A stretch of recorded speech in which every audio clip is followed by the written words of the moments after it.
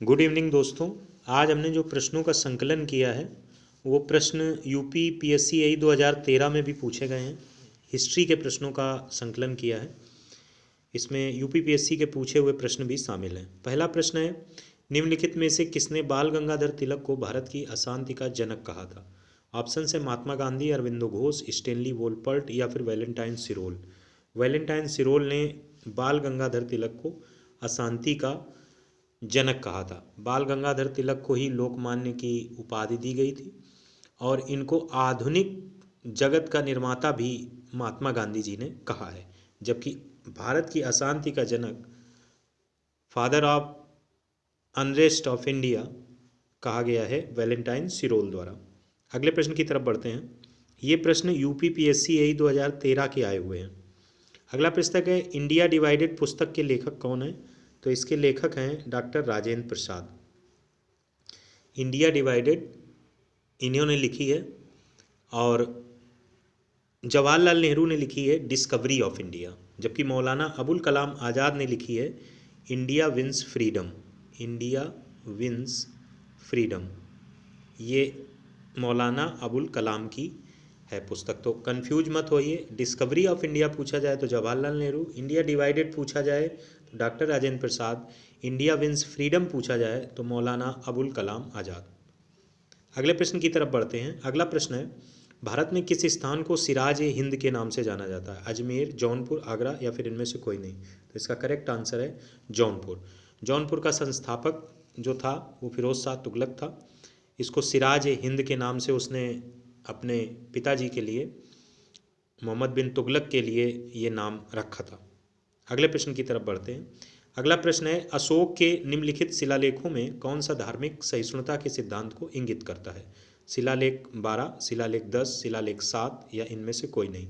शिलालेख 12 धार्मिक सहिष्णुता के सिद्धांत को इंगित करता है। शिलालेख 10 में लालच आदि से दूरी बनाने संबंधी बात है और स्तंभ लेख जो 7वां है इसमें धम्म के जो निर्देश हैं उससे संबंधित है। जो बुद्ध का धम्म था, मोक्ष से संबंधित था, उससे संबंधित है। आप 12 और 10 सबसे महत्वपूर्ण है, ये याद रखिए।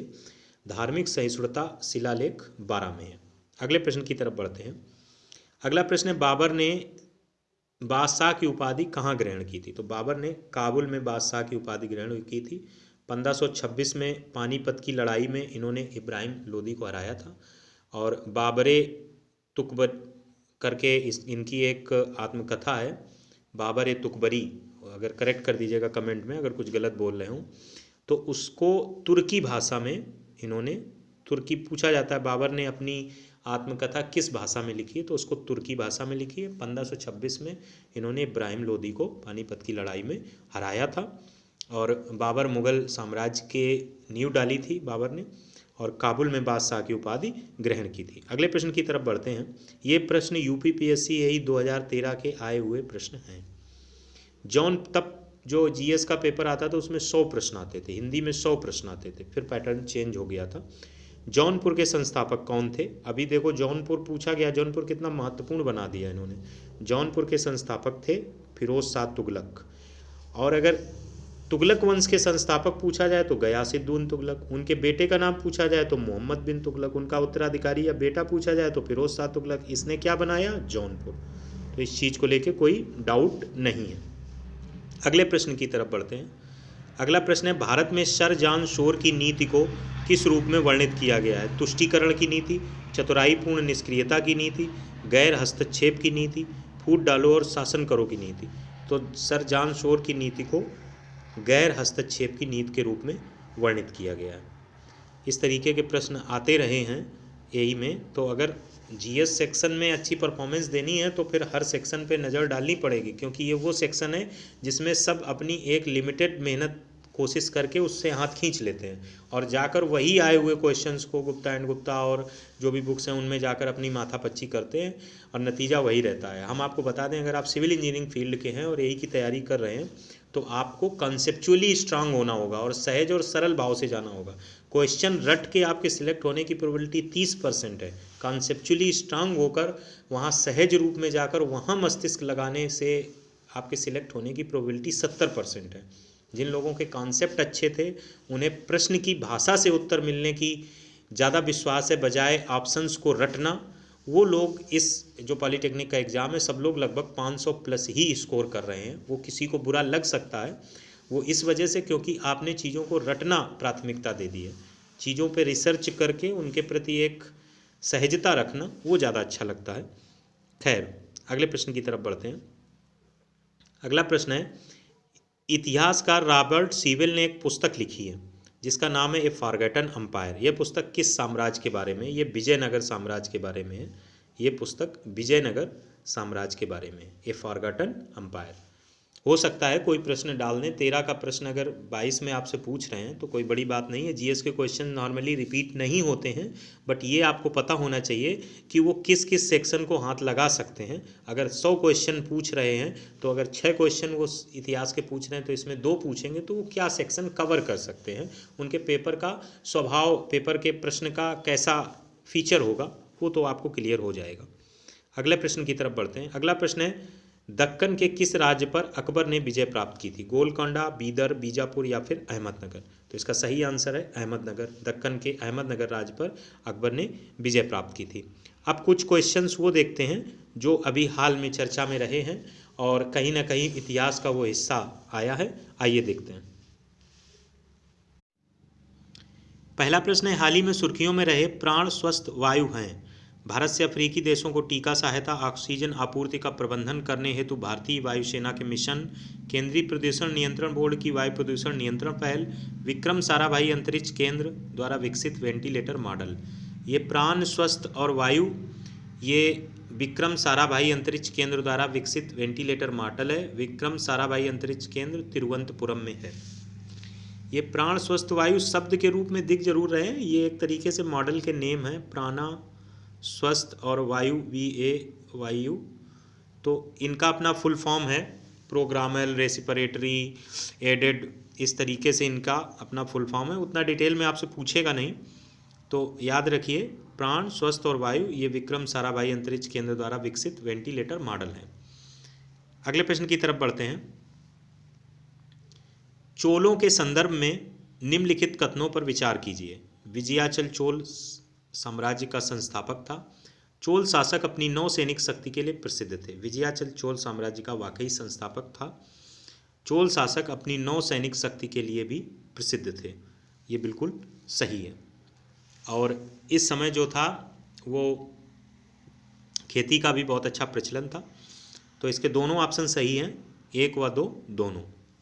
आगे बढ़ते हैं। अगला प्रश्न है, भारत के इतिहास के संदर्भ में लोपामुद्रा, मैत्रेयी और अपाला क्या थीं? प्राचीन भारत की महिला शासक, ऋग्वैदिक काल की देवियाँ, कवित्री एवं लेखिका, बौद्ध भिक्षुणी। ये वैदिक काल से संबंधित है, वैदिक काल से संबंधित हैं। और ये गार्गी का तो आपने नाम सुना ही होगा। गार्गी, लोपामुद्रा, मैत्रेयी, अपाला, ये बहुत गजब विदुषी थीं, कवित्री और लेखिका के रूप में इन्हें माना जाना चाहिए। इनके पास जो विद्वता थी, जो नॉलेज थी, आसान नहीं था, इनसे कोई बहस नहीं कर पाता था। गार्गी की बहस फेमस भी हुई थी। तो वैदिक काल के दौरान की हैं लोपामुद्रा, मैत्रेयी और Apala. Let's move to the next question. अगला है मैच द कॉलम है। भारत की लोक परंपराओं के संदर्भ में निम्नलिखित युग्मों पर विचार करना है आपको। लोक संगीत छकरी पंजाब से है, बिल्कुल गलत है। छकरी कश्मीर से संबंधित है। छकरी कश्मीर का लोकगीत है। इसमें लोग बड़े बड़े मिट्टी के बर्तन, ऊंची ऊंची गर्दन वाली सुराही ऊपर रखते हैं और नृत्य करते हैं। बुर्रा कथा ये आंध्र प्रदेश से है। जबकि दसकठिया, इसमें काठ का जो है वाद्य यंत्र होता है, लकड़ी का वाद्य यंत्र होता है, जो कर्नाटक से नहीं है, ये उड़ीसा से है। ये उड़ीसा से है। तो इसमें पहला और तीसरा गलत है, सिर्फ केवल 2 सही है। तो इस तरीके के प्रश्न भी पूछे जाते रहे हैं। अगले प्रश्न की तरफ बढ़ते हैं। सिंधु घाटी सभ्यता के संदर्भ में लुप्त मोम तकनीक, लास्ट वैक्स टेक्निक का प्रमुखता से प्रयोग किया गया था। चित्रकलाओं में, मूर्तियों में, आभूषणों में, मृत भांडों में। मूर्तियों में इसका उपयोग किया गया था। एक्चुअली में क्या होता है कि मिट्टी के सांचे के भीतर कांसे की जो मूर्तियाँ होती थी उनको लिक्विड फॉर्म में, मेटल फॉर्म में डाल दिया जाता था। फिर वो जब समय के साथ ठंडी होती तो ये मिट्टी का ऊपर से सांचा तोड़ दिया जाता था, तो मूर्तियों का आकार अच्छा निकल आता था। इस तरीके की तकनीक से जो बनाया जाता था वो मूर्तियाँ बनाई जाती थी सिंधु घाटी सभ्यता में। Let's move to the next question. निम्नलिखित विद्वान सिद्धांतों में से कौन सा भारत के आस्तिक दार्शनिक सिद्धांतों से संबंधित नहीं है? योग, न्याय, वैशेषिक या फिर आजीवक? इस प्रश्न को हम आपके लिए छोड़ रहे हैं, इस पर थोड़ा गौर करिएगा। अगले प्रश्न की तरफ चलते हैं। दिस प्रश्न is for you to comment section, ये कमेंट सेक्शन के लिए है। अगले प्रश्न की तरफ पढ़ते हैं। अगला है, वर्ल्ड माइग्रेशन रिपोर्ट किसके द्वारा प्रकाशित की जाती है? वर्ल्ड माइग्रेशन रिपोर्ट किसके द्वारा प्रकाशित की जाती है? संयुक्त राष्ट्र विकास कार्यक्रम, United Nation Development Programme UNDP के द्वारा, International Organisation for Migration IOM के द्वारा, Global Migration Group, Overseas Development Institute? ये प्रश्न PCS में आया है, इसी बार जो प्री हो चुका है उसका आंसर है इंटरनेशनल ऑर्गेनाइजेशन फॉर माइग्रेशन द्वारा वर्ल्ड माइग्रेशन रिपोर्ट जारी की जाती है। Let's move to the next question. अगला प्रश्न है, भारत के मध्यकालीन इतिहास के संदर्भ में कोर्निश शब्द क्या है? कोर्निश शब्द को समझने के लिए आप कोई अगर नाटक देखते हैं, अकबर बीरबल नाटक आता है या कोई भी नाटक आता है, कहीं पे भी चित्रांकन देखिए राजा महाराजाओं के दौर का, तो जो दरबारी आता है वो जब फरमान सुनाता है तो माथे पे हाथ लगा के अपनी गर्दन को झुकाता है कि साहब एक फरमान आया है। राजा महाराजा जी आज संबोधन करके कहता है एक फरमान आया है, कृपया आप सुनेंगे। तो वो सुनाता है, तो वो जो कार्य करता है उसको एक तरीके का कोर्निश कहा जाता है। औपचारिक अभिवादन का स्वरूप कोर्निश से संबोधित किया जाता है कि वो कोर्निश कर रहा है। ये वर्ड है मध्यकालीन इतिहास के संदर्भ में, तो औपचारिक अभिवादन का स्वरूप है। अगले प्रश्न की तरफ बढ़ते हैं। अगला प्रश्न है, तराइन के युद्ध के संदर्भ में निम्नलिखित कथनों पर विचार कीजिए। पहला है, यह युद्ध पृथ्वीराज चौहान के अधीन एक संघ और मोहम्मद गौरी के बीच लड़ा गया था। नंबर 2, इसने भारत में तुर्की शासन की स्थापना की। ऑप्शन के रूप में दोनों ऑप्शन सही है, लेकिन डिटेल में जाएं तो 1191 में पृथ्वीराज चौहान ने हिंदुओं की सेना के प्रमुख के रूप में मोहम्मद गौरी पर आक्रमण किया था और विजय हासिल की थी। 1191 में वन किया था, बट 1192 में मोहम्मद गौरी ने उल्टा चढ़ाई कर दी और लूज कर गया। कौन? पृथ्वीराज चौहान, और मोहम्मद गौरी विजयी हो गया। और उसके बाद ये यहाँ की सत्ता तुर्की शासन के रूप में स्थापित हुई। मोहम्मद गौरी गजनी वापस लौट गया और अपना एक सेनापति कुतुबुद्दीन ऐबक को ये सौंप कर चला गया और बोला अब आप अपना बढ़ाइए। तो इस तरीके से तराइन के ये दो युद्ध, प्रथम और द्वितीय, 1191 और 1192 में हुए थे, जिसमें अंत में पृथ्वीराज चौहान को बुरी तरह से पराजित किया था मोहम्मद गौरी ने। तो भारत में तुर्की शासन की स्थापना हुई थी। इस हिसाब से ये दोनों सही हैं।